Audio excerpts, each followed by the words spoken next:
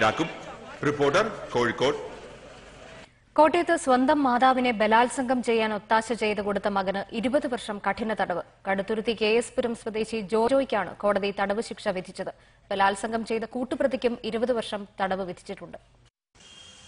കഴിഞ്ഞ വർഷം ഫെബ്രുവരി 20-നാണ് സംഭവം. പണത്തെ ചൊല്ലിയുള്ള തർക്കത്തെ തുടർന്ന് അമ്മയോട് പിണങ്ങി നടന്ന മകൻ മദ്യപിച്ചെത്തി സ്വന്തം മാതാവിനെ ലൈംഗികമായി പീഡിപ്പിക്കാൻ സുഹൃത്തായ ചില്ലുമോഹനന് ഒത്താശ ചെയ്തു കൊടുക്കുകയായിരുന്നു.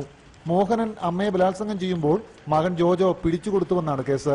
Kottayam additional district and sessions judge S. Shajahan 1ഉം 2ഉം പ്രതികളായ ജോജോ, ചില്ലുമോഹനൻ എന്നിവർക്ക് 20 വർഷം കഠിന തടവ് വിധിക്കുകയായിരുന്നു. 15,000 രൂപ വീതം പിഴയും വിധിച്ചിട്ടുണ്ട്. പിഴ ഒടുക്കിയില്ലെങ്കിൽ 9 മാസം കൂടി കഠിന തടവ് അനുഭവിക്കേണ്ടി വരും. മാതൃത്വത്തിന്റെ മഹത്വമറിയാത്ത മകൻ ശിക്ഷയിളവിന് അർഹനല്ലെന്ന് കോടതി വ്യക്തമാക്കി. അമ്മയെ സംരക്ഷിക്കേണ്ട മകൻ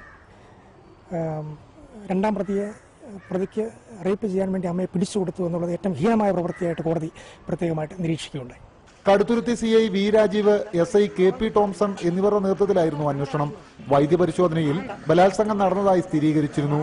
കേസിൽ പീഡനത്തിനിടയായ സ്ത്രീ ഉൾപ്പെടെ 17 പേരെ സാക്ഷികളായി വിസ്തരിച്ചു.